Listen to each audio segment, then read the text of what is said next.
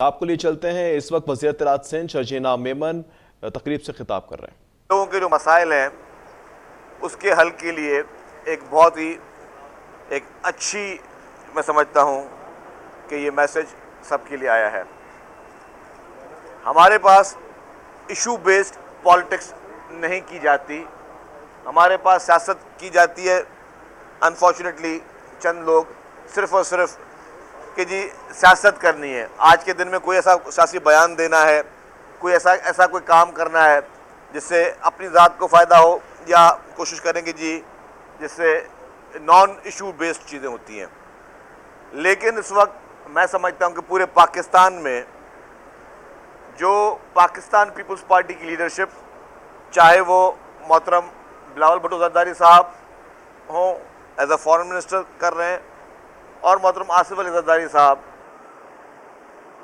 جو کہ ملک کے صدر رہ چکے ہیں، وہ اس وقت جن چیزوں کو فوکس کر رہے ہیں، پاکستان کا اس وقت بنیادی مسائل ہیں ہی وہ چیزیں۔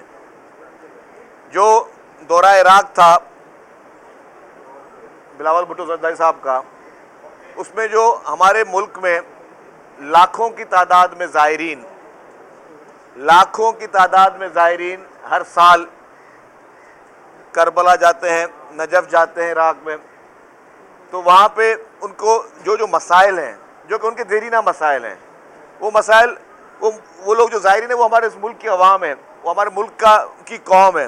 اگر آپ کی قوم کو کوئی مسئلہ ہے تو حکمران کی وہ ذمہ داری ہے کہ اس مسائل کو حل کرے، وہ لیڈر کی ذمہ داری ہوتی ہے۔ لیڈر اس لیے بناتے ہیں، لوگوں کو اسمبلی میں اس لیے پہنچاتے ہیں کہ وہ جا کے وہاں پہ ہمارے مسائل کو حل کرے۔ اس لیے نہیں پہنچاتے کہ جی آپ نے اسمبلی میں جا کے خدا نہ خواستہ لوگوں کو کوئی غلط کام پہ لگانا ہے، لوگوں کو غلط طریقے کی طرز سیاست سکھانی ہے، لوگوں کو بدتمیزی سکھانی ہے۔ لوگوں کو اس لیے لوگ ووٹ دے کر آپ کو منتخب کرتے ہیں کہ اگر آپ کی پوری زندگی میں جہاں پہ آپ کے مسائل آ رہے ہیں اس کے حل کرنے کے لیے کوئی حکمران ایسے ہونے چاہیے جو اس کے لیے آواز اٹھائے، نہ صرف آواز اٹھائے، ان کا حل کر کے دیں۔ تو جو پچھلے سال میں جو چیزیں نہیں ہو سکیں وہ as a foreign minister Bilawal Bhutto Zardari صاحب نے وہاں کی۔ وہاں پہ ہمارے پاکستانیوں کا جو لوگ زائرین تھے ان کا مطالبہ تھا کہ جی ہمیں نجف میں جب جاتے ہیں جو وہاں کوئی ایشوز ہیں تو وہاں پہ ہمارے لیے اپنے ملک کا کوئی دفتر ہونا چاہیے۔ تو نجف میں پاکستانی کونسلیٹ جو ہے وہ اب شروع کیا جا رہا ہے۔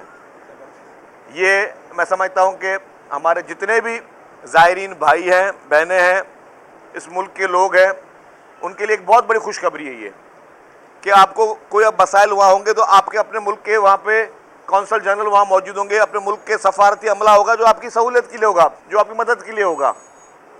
اسی طریقے سے کربلا میں ایک ڈیسک قائم کی جا رہی ہے کہ وہاں پہ بھی جو مسائل ہیں زائرین کو، وہاں پہ جو ایشوز ہیں ان کو ریزالو کیا جائے۔ اور یہ صرف باتوں تک نہیں ہے، عراق کی گورنمنٹ نے الحمدللہ انہوں نے کل اپنے اسمبلی سے اس چیز کو پاس بھی کروا دیا۔ تو یہ آپ دیکھیں کہ لیڈرشپ کا ویژن کیا ہے۔ اسی طریقے سے پاکستان عراق بزنس کاؤنسل کا جو قیام، اور بہت ساری چیزیں ہیں، لیکن میں کہتا ہوں کہ یہ آفیشیل بریفنگ آپ کو آج بھی فارن منسٹری نے دی ہے۔ لیکن دیکھنا یہ کہ جی جو آپ کے قومی لیڈر ہیں، کیا ان کو آپ کا احساس ہے، کیا آپ کو ان کی مشکلات کا احساس ہے؟ ماضی میں بھی لوگ جو فارن منسٹر رہے ہیں، کیا انہوں نے آنکھیں بند کی ہوئی تھی؟ کیا وہ دیکھ نہیں رہے تھے کہ جی ملک کے عوام کن مسائل سے دو چار ہو رہی ہے؟ یہاں آپ اور ہم بات کرنا تو آسان ہے، لیکن کبھی ہم ان سے پوچھیں جن لوگوں کو مختلف جگہوں پہ جو پرابلمز ہو رہے ہیں، مختلف ممالک میں ان لوگوں کو جو پرابلمز ہو رہے ہیں، آپ کی اپنی پاکستانی کمیونٹی جو مختلف ممالک میں جس طرح کی تکالیف اگر دیکھ رہی ہے تو اس کا حل کرنے کی ذمہ داری اس حکومت کے حکمران کی ہے، جو کہ ہمارے فارن منسٹر بلاول بھٹو زرداری صاحب کر رہے ہیں۔ کل آپ نے محترم آصف علی زرداری صاحب کی بھی FPCCI میں تقریر سنی ہوگی۔ کیا تھا وہ تھا اس ملک کا جو بیسک ایشو ہے، اس ملک کا اس وقت بیسک مسئلہ کیا ہے؟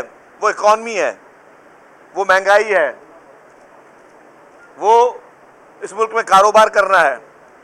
اس کے لیے جو चार्टर ऑफ इकोनॉमी की बात मोहतरम आसिफ अली जरदारी साहब कर रहे हैं, वो इस मुल्क के लिए कर रहे हैं, इस मुल्क के अवाम के लिए कर रहे हैं, इस मुल्क के कारोबारी अफराद के लिए कर रहे हैं कि हमारे कारोबारी अफराद को ये गवर्नमेंट की तरफ से सिक्योरिटी हो कि जी हाँ कोई बैठा हुआ है पीछे जो हमारी आवाज़ सुनेगा।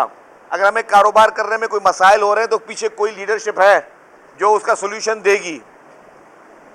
मोहतरम आसिफ अली जरदारी साहब जो बात कर रहे हैं वो आपकी इकॉनमी की बात कर रहे हैं, वो सही बात कर रहे हैं कि जी अगर आपका कायबोर आपका जो है इंटरेस्ट रेट 21% जाएगा तो कौन आदमी कारोबार करे, तो उसके लिए हल करें, उसको कायबोर उसके इंटरेस्ट रेट को कम लेकर आएँ करके लाएँ। कारोबारी अफराद को कंसोर्शियम्स की बात कर रहे हैं कि आप बड़े बड़े बिजनेस शुरू करें और बिजनेसमैन अगर अकेला नहीं कर सकता तो कंसोर्शियम्स बनाए। वो ये बात कर रहे हैं कि जी अपने यहाँ पे इस मुल्क में मजीद इंडस्ट्रीज लगाई जाए, जब इंडस्ट्री लगेगी तो यहाँ पे कारोबार शुरू होगा। इसी तरीके से सीपेक का कॉन्सेप्ट मोहतरम आसिफ अली जरदारी साहब ने दिया।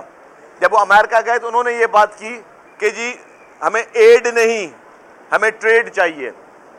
जो G8 कॉन्फ्रेंस में पहली दफ़ा मोहतरम आसिफ अली जरदारी साहब ने आवाज़ शुरू की, हम इससे पहले सब एड लेने जाते थे, उन्होंने कहा जी हमें एड नहीं चाहिए, हमें सिर्फ ट्रेड चाहिए। तो वो ट्रेड के लिए जो बात पाकिस्तान पीपल्स पार्टी की लीडरशिप कर रही है, जो चार्टर ऑफ इकोनॉमी की बात पाकिस्तान पीपल्स पार्टी की लीडरशिप कर रही है कि जी हमें हर हाल में कारोबार को और मुल्क के लोगों के रोज़गार को, मुल्क की इकॉनमी को आगे बढ़ाना है। तो यही इस वक्त मुल्क के और हमारे मुल्क का मसाइल है, और कोई मसाइल हमारे आपके मुल्क के कोई नहीं है। ये जब मसाइल हल होंगे तो आगे इंशाल्लाह मुल्क तरक्की करेगा, क्योंकि मुल्क है तो हम सब लोग हैं। तो यही होनी चाहिए पॉलिटिकल लीडरशिप।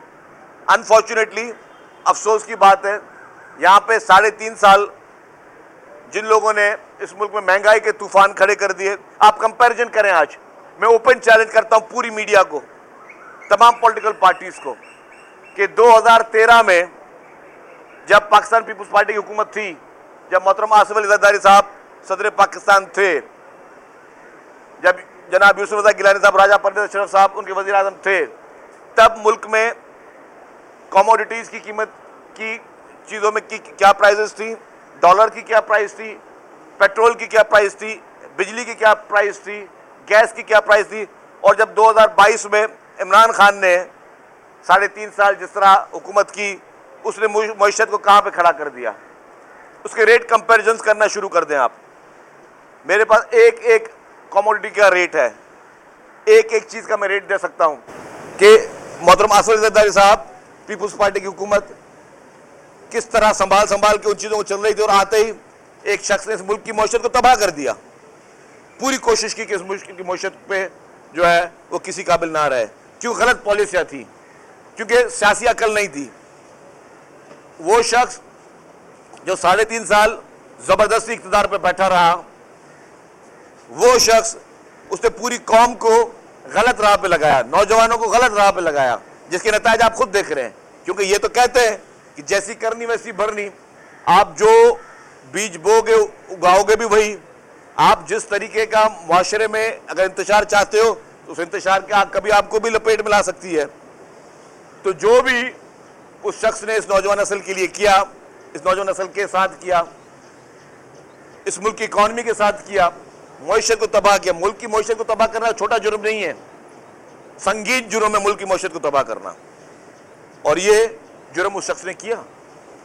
जो वादे उसने IMF से किए, बाकी जगह से पूरे नहीं किए, क्योंकि उसको पता था कि उसके पब्लिक के सामने उसने अपने आप को सुरखरू रखने के लिए, झूठा एक परसेप्शन क्रिएट करने के लिए बोलता रहा। और वही शख्स बाद में जाहिर हुआ कि तमाम संगीन जुराम में खुद मुलविस रहा है। तो ये फर्क है लीडरशिप का, कि हम कहते हैं कि जी मुल्क में वो लीडरशिप हो जो अवाम के बुनियादी मसाइल के हल करने के लिए बात करे। सिंध गवर्नमेंट भी 2-3 दिन में बजट इंशाल्लाह 10 तारीख को लाने वाली है, तो उस बजट में भी आप देखेंगे कि कोशिश ये होगी, प्रायोरिटी होगी कि पब्लिक के हर सेक्टर को किस तरह एड्रेस किया जाए। जो भी शख्स, चाहे वो रेडी चलाता हो, चाहे वो दुकान चलाता हो, चाहे वो मजदूर हो, चाहे वो किसान हो, चाहे वो कोई ग्रोवर हो, चाहे वो कोई इंडस्ट्रियलिस्ट हो, चाहे वो कोई तनख्वाहदार शख्स हो, उनके मसाइल को हल करने के लिए बजट में क्या क्या प्रोविजन दिए जाएंगे। सिंध हुकूमत की प्रायोरिटी हमेशा ये रही है, पाकिस्तान पीपल्स पार्टी की प्रायोरिटी हमेशा से ये रही है کہ ہم اپنے لوگوں کو ریلیف کس طرح پہنچائیں. کیونکہ ہمیں ووٹ اس لیے ملتے ہیں, ہمیں اس لیے نہیں ملتے کہ ہم صرف اسمبلی میں آگے بیٹھے رہیں, تقریریں کرتے رہیں, لڑائیاں کرتے رہیں, جھگڑے کرتے رہیں, ایک دوسرے کو گالم گلوچ کرتے رہیں, ایک دوسرے پہ الزام تراشا بہتان تراشا کرتے رہیں اور عوام کے لیے کچھ نہ کریں. آپ نے دیکھا کہ اس سیلاب میں بھی, اس بدترین سیلاب میں جب اچھے بھلے لوگوں کے ہاتھ پاؤں پھول گئے تھے کہ اب کیا ہوگا, ہر طرف پانی پانی, اب کیا ہوگا, اس سیلاب میں پاکستان پیپلز پارٹی کی حکومت ہے سندھ کے وزیر اعلیٰ, پاکستان پیپلز پارٹی کی لیڈرشپ, ٹاپ لیڈرشپ گراؤنڈ پہ موجود تھی اور سارے کرائسس کو آہستہ آہستہ آہستہ آہستہ اس کو ٹیکل کرتی رہی. اس سنگین حالات میں جہاں لاکھوں لوگ بے گھر تھے تو پاکستان پیپلز پارٹی کی سندھ حکومت لوگوں کو وہاں پہ پکا پکایا کھانا شروعات میں دے رہی تھی کہ پانی, روڈ سارے گیلے ہیں, لکڑیاں جو ہے وہ گیلی ہیں, لوگ آگ لگا کے کھانا بھی نہیں بنا سکتے. اس وقت پکا پکایا کھانا گھر گھر ہر کیمپ میں پیپلز پارٹی کی حکومت نے پرووائڈ کیا. اب یہ ہوتی عوامی حکومت, عوامی سوچ. تو جو عوامی حکومت ہوتی ہے, عوامی سوچ ہوتی ہے, ملک کا اصل اثاثہ وہی ہوتی ہے. ملک کے لیے اصل ایسٹ وہ پارٹیاں ہیں, وہ پولیٹیکل پارٹیاں جو اس ملک کے لیے سوچیں, ملک کے عوام کے لیے سوچیں, نہ کہ وہ پارٹیاں جو کہ زبردستی جن کو اقتدار حوالے کیا گیا اور ان لوگوں نے ہر طرف تباہی پھیلا دی. شرجیل صاحب یہ بتائیے گا کہ آپ جب زیارتوں پہ گئے تھے تو پیچھے وہ جہانگیر ترین جو ہے اس نے ایک نئی پارٹی بنانے کی کوشش کی ہے اور یہ کہا جا رہا ہے کہ اسی طرح جہاز بھر بھر کے پیپلز پارٹی کا راستہ روکا جائے گا, کیونکہ پیپلز پارٹی پنجاب میں ڈیرے ڈالے ہوئے ہیں تو انہوں نے ایک نئے کنگز پارٹی لانے کی کوشش کی ہے. آپ تو جہانگیر ترین کے سامنے ہار جائیں گے, اس کے پاس تو جہاز بھی ہے, بڑا پیسہ ہے.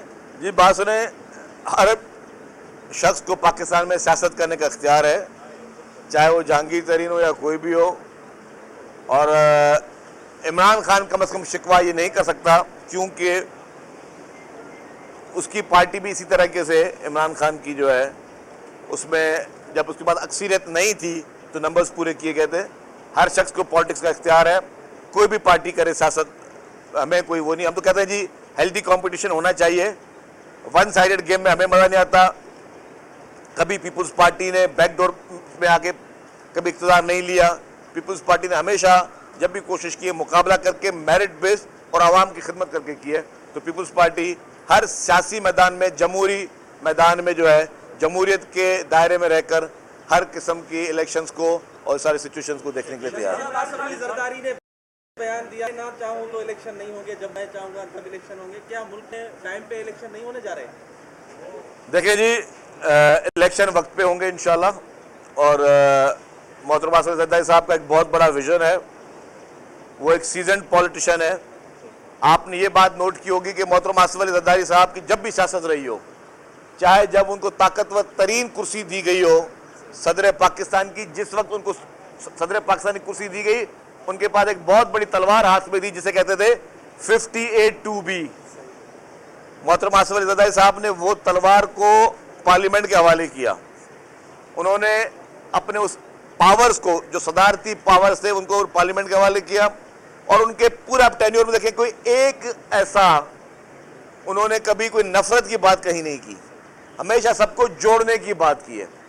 محترم آصف علی زرداری صاحب نے ہمیشہ یہ کوشش کی کہ جی ریکنسیلیشن ہو, بات چیت ہو, پولیٹیکل ڈائلاگ ہو, ڈیموکریسی پریویل کرے, پارلیمنٹ اسٹرانگ ہو, قانون کی حکمرانی ہو. تو انشاءاللہ تعالی ان کے ہر بات کا کانٹیکسٹ جو وہ یہی ہے کہ وہ قانون کی حکمرانی چاہتے ہیں, آئین کی حکمرانی چاہتے ہیں, پارلیمنٹ کی حکمرانی چاہتے ہیں. ہم نے دیکھا کہ بہت سارے لوگ جو ہے وہ پارٹیاں چھوڑ کے جا رہے ہیں. آپ نے ایک ویڈیو دکھائی تھی, اس میں بہت سارے لوگ اس میں شامل ہیں. تو کیا ان کے اوپر جو سنگین مقدمات تھے وہ اب آپ نے واپس لے لیے؟ جیسے آفتاب صدیقی ہے, ان کے اوپر ATC کا مقدمہ ہے, کیا وہ بھی اب آپ نے واپس لے لیا یا ان کو پکڑیں گے؟ دیکھیں جی, جو شخص جلاؤ گھیراؤ میں انوالو رہا ہے اس کو اپنے قانون کے پروسیجر سے گزرنا پڑے گا. ایسا نہیں ہو سکتا کہ کسی کو معاف کیا جائے. جو شخص 9 مئی کو اس پورے دنگے فساد میں, جلاؤ گھیراؤ میں انوالو رہا ہے, جس نے سرکاری املاک کو, ذاتی املاک کو نقصان پہنچایا ہے, جو کیسز اس کے اوپر ہیں وہ اس نے فیس کر رہے ہیں. وہ میوزک اس نے فیس کرنا ہوگا. شاہد صاحب فرمائیں کہ وہ اب ظاہر بجٹ آ رہا ہے انشاءاللہ اس کی قائمی ذمہ داری ہے اپوزیشن لیڈر ہونا ضروری ہے اس کے لیے. تو اب کب تک انشاءاللہ یہ ہو جائے گا کیونکہ بجٹ آ رہا ہے اور اس میں کوئی ہیلپ آپ ہیلپ کریں گے ان کی جماعتوں کی کہ بھائی دیکھیے ہم نے تو کسی کو منع نہیں کیا ہے. آپ نے دیکھا کسی اسمبلی میں نہیں لکھا کہ جی فلاں ممبر کا داخلہ منع ہے. دروازے کھلے ہوئے, آپ لوگ میڈیا والے بالکل این دروازوں پہ کیمرہ لے کر کھڑے ہیں, جس ممبر کو اسمبلی میں آنا آئے.